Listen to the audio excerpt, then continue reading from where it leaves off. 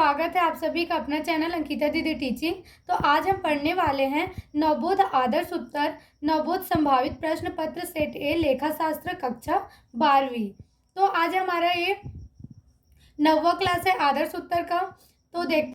तो जो हमारा क्लास 12th है, ठीक है, तो उसका जो अकाउंट सब्जेक्ट है तो अकाउंट का हमको आदर्श उत्तर के द्वारा जो 4 सेट में इंपॉर्टेंट क्वेश्चन मिला है, ठीक है। तो जितने भी हमको इंपॉर्टेंट क्वेश्चन मिला है आदर्श उत्तर के द्वारा, उन सभी क्वेश्चन के बारे में हम क्या करने वाले हैं, डिटेल से पढ़ने वाले हैं, ठीक है। तो देखो आज हम पढ़ेंगे प्रश्न क्रमांक 16। तो देखो प्रश्न क्रमांक 16 बोल क्या रहा है, अब एक फर्म में साझेदार है और लाभ हानि को क्रमशः 1/2, 1/3, 1/6 के अनुपात में विभाजित करते हैं। 31 दिसंबर 2018 को फर्म की वित्तीय वितरण निम्नलिखित है। चिट्ठा क्या है, 31 दिसंबर 2018।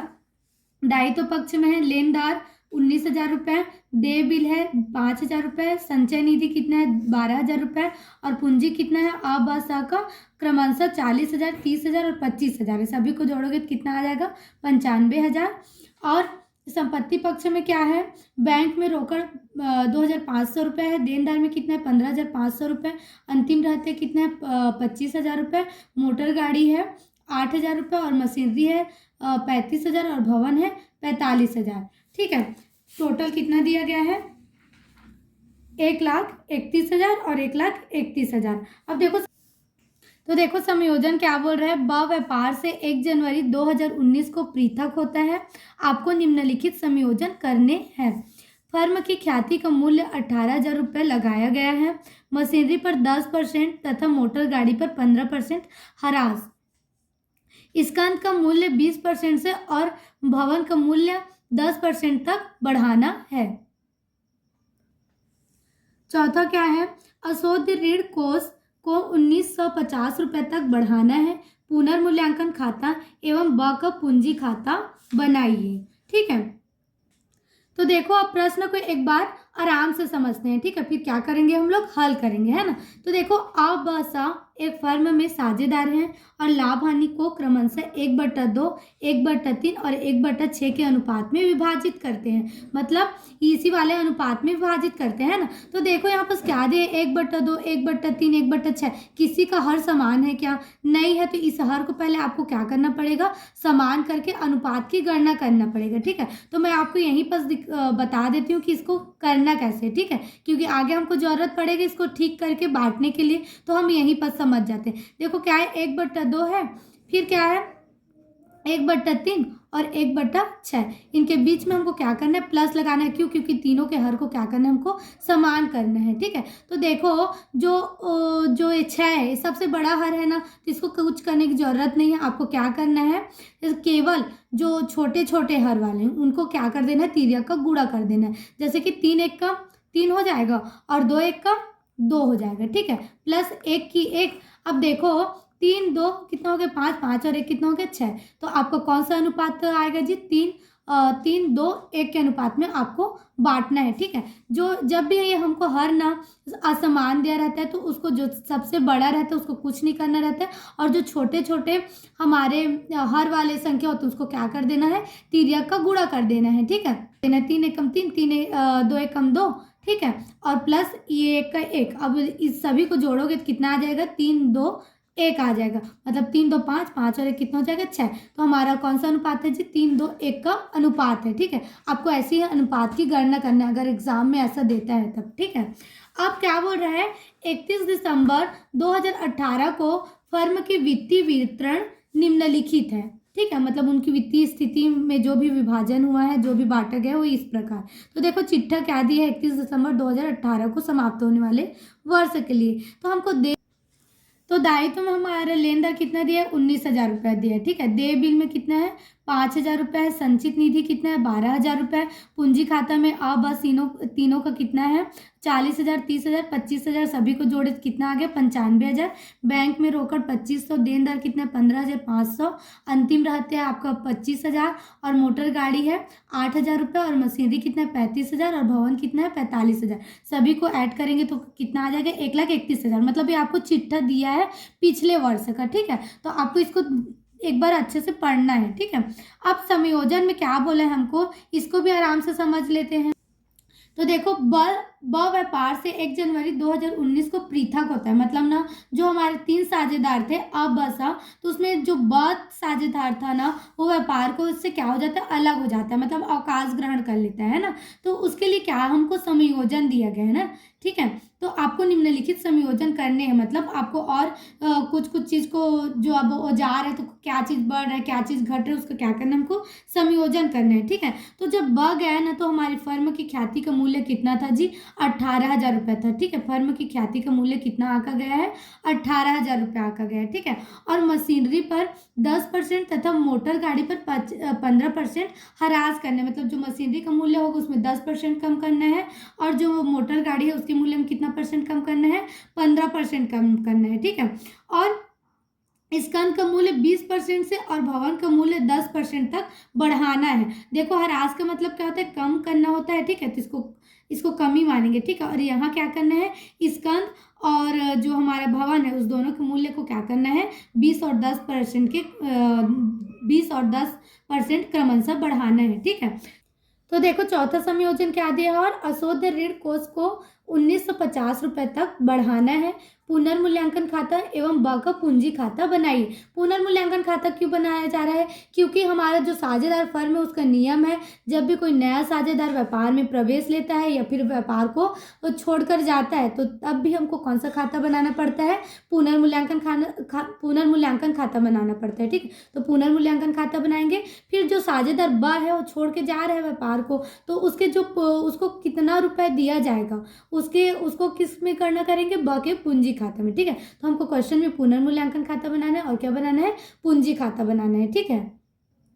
तो देखो पुनर्मूल्यांकन खाता है ना, हमको प्रश्न में सबसे पहले क्या बनाने के लिए बोला है, पुनर्मूल्यांकन खाता।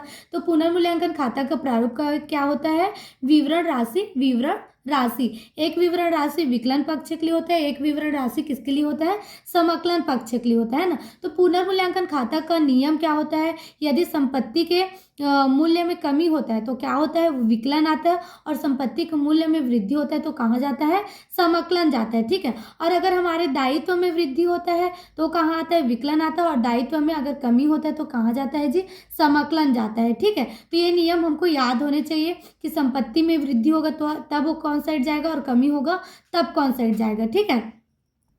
तो देखो जो पुनर्मूल्यांकन खाता है ना उसमें हमारा जो समायोजन रहता है उसी का मतलब समायोजन मेन रहता है, ठीक है। तो समायोजन को पहले पढ़ना। देखो फर्म की ख्याति का मूल्य 18,000 रुपये लगाया गया, तो जो ख्याति का मूल्य है ना वो पुनर्मूल्यांकन खाता में नहीं आता, तो इसका कोई मतलब पुनर्मूल्यांकन खाता में इसको लिखने की जरूरत नहीं है, ठीक है। फिर मशीनरी पर कितना परसेंट ह्रास बोला है जी, 10% बोला है, और मोटर गाड़ी पर कितना बोला है, 15%। तो पहले इनका क्या कर लेते हैं, ह्रास निकाल लेते हैं, ठीक है।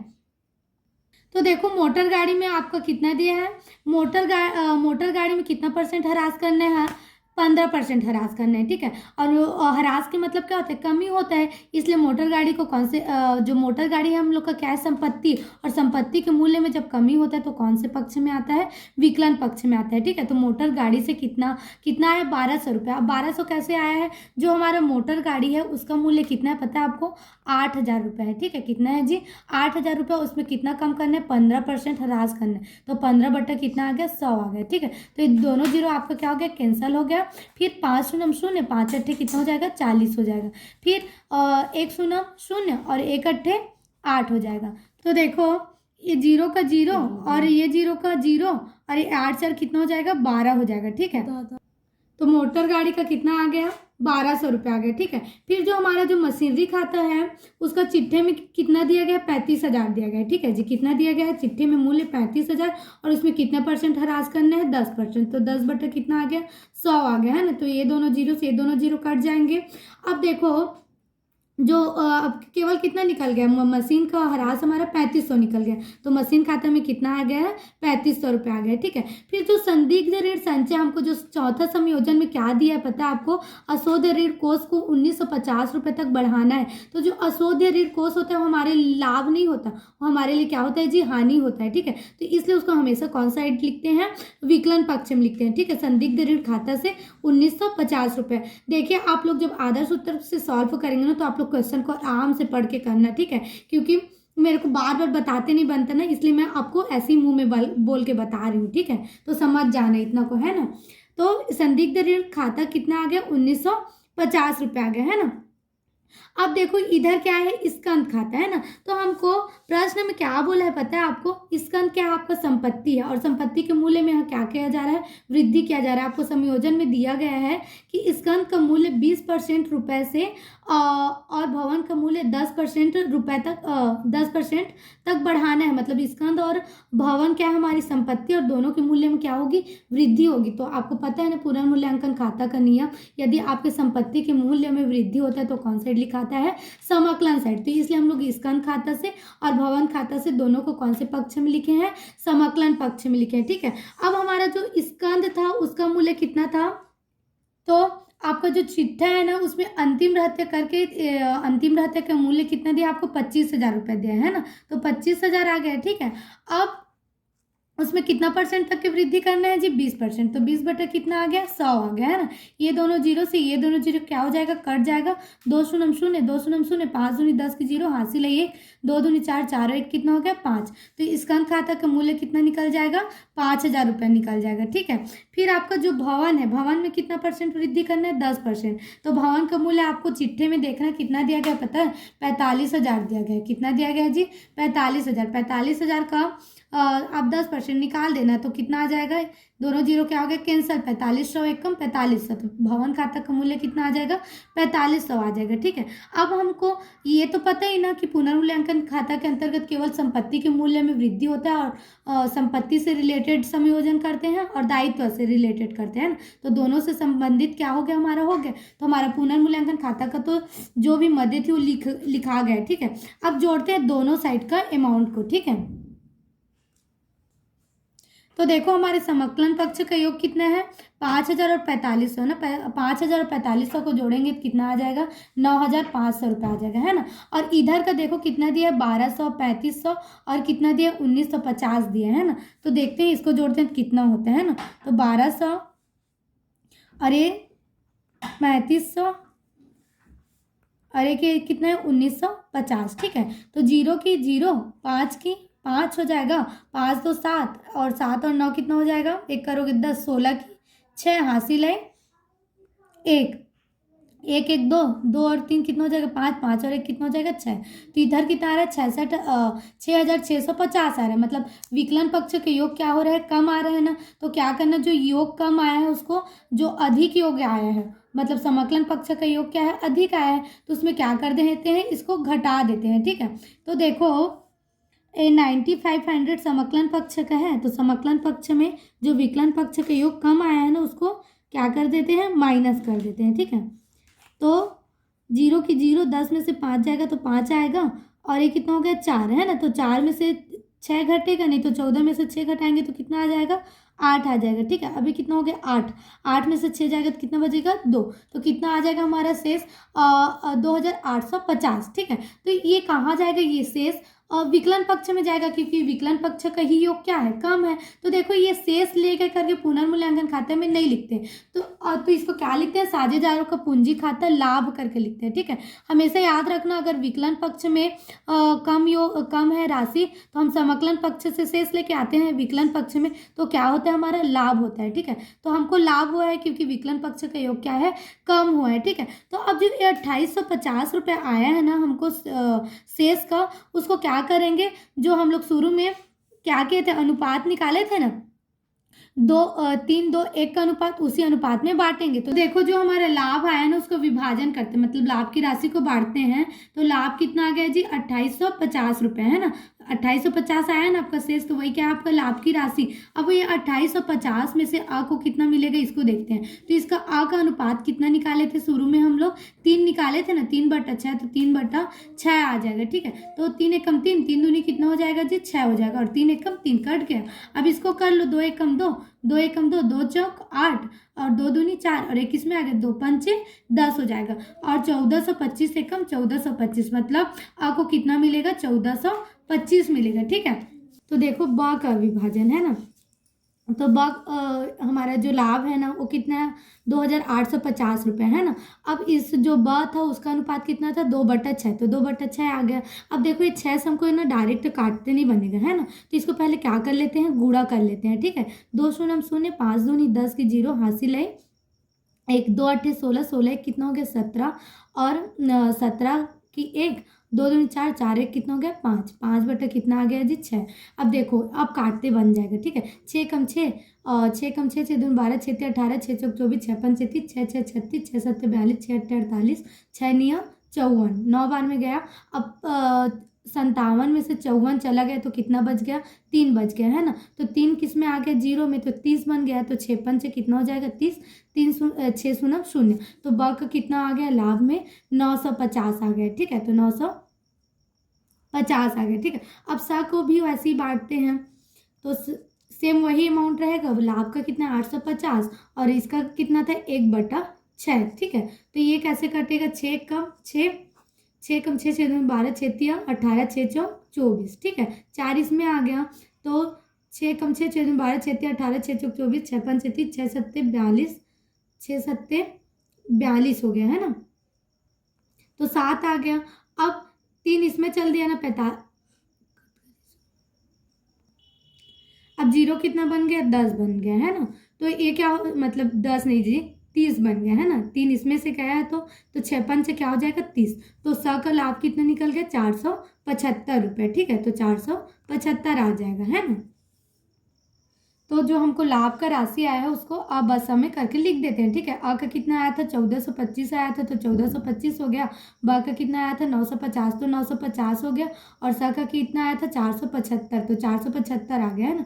ये सबको जोड़ोगे तो कितना हो जाएगा 2,850 रुपये हो जाएगा। ठीक है, अब इस साइड का भी योग कितना हो जाएगा 9,500, और इस साइड का भी योग कितना हो जाएगा 9,500। ठीक है, तो ये बन गया हमारा पुनर्मूल्यांकन खाता है ना। अब क्या बनाना है, ब का पूंजी खाता बनाना है, क्योंकि ब ही क्या करता है, व्यापार को छोड़कर जाता है, तो ब का ही हमको क्या बनाना है, पूंजी खाता बनाना है। ठीक है, अब देखो ब का पूंजी खाता है। ठीक है, तो ब का पूंजी खाता बनाने के लिए क्या प्रारूप बनेगा, विवरण राशि, विवरण राशि। ठीक है, ब ही बस का है तो केवल एक ही तो राशि आएगा है ना, तो विवरण राशि और विवरण राशि आ गया। अब देखो पूंजी खाता है ना, तो चिट्ठा में देखना जो ब का पूंजी हो कितना है पता है आपको 30,000। अब पूंजी इसलिए नहीं लिखी क्योंकि पूंजी खाते में पूंजी का नाम नहीं आता, इसलिए इसको क्या लिखा गया है, शेष लाया गया 30,000 रुपये। और हमेशा पूंजी कौन साइड लिखाता है जी, समाकलन पक्ष में लिखाता है। ठीक है, तो समाकलन पक्ष में कितना आ गया 30,000 रुपये आ गया। ठीक है, अब संचित निधि खाता को 4,000 रुपये है, मतलब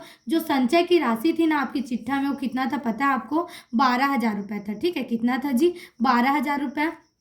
अब 12,000 रुपये को आप ब का अनुपात कितना था, 2/6 था। कितना था जी 2/6, तो 2/6 में बांटेंगे तो कितना हो जाएगा 6 कम 6, 6 दूनी 12, 6 शून्य शून्य, 6 शून्य शून्य, 2 दूनी कितना हो गया 4,000। कितना हो गया जी 4,000। तो संचित निधि खाता में कितना आया है, ब का 4,000 रुपये, मतलब टोटल तीनों साझेदार का मिल के आपका संचय की राशि थी 12,000। ठीक है, अब 12,000 को ब का हिस्सा कितना था 2/6, तो 2/6 निकाले तो कितना आ गया 4,000, तो उसी को लिखे संचित निधि खाता को 4,000 रुपये। ठीक है, और जो ख्याति है ना, ख्याति का मूल्य कितना था आपका 18,000 रुपये था है ना। अब 18 ख्याति की राशि में भी ब का हिस्सा होगा है ना, तो ब का कितना हिस्सा होगा 2/6 ही होगा, तो 2/6 इसका भी निकाल देना जी। 6 कम 6, 6 दूनी 12, 6 तिया 18 हो जाएगा, 6 शून्य शून्य, 6 शून्य शून्य, तो 3 दूनी कितना हो जाएगा 6,000। तो ख्याति खाता को कितना हो जाएगा 6,000 रुपये। ठीक है, ख्याति खाता का भी एंट्री कहाँ करना है आपको, समाकलन पक्ष में करना है। ठीक है, मतलब ख्याति का मार्केट मूल्य तो था 18,000 रुपये, लेकिन उसमें केवल ब का कितना हिस्सा था 6,000 रुपये था। ठीक है, फिर पुनर्मूल्यांकन खाता, जब जस्ट अभी हम लोग पुनर्मूल्यांकन खाता बनाए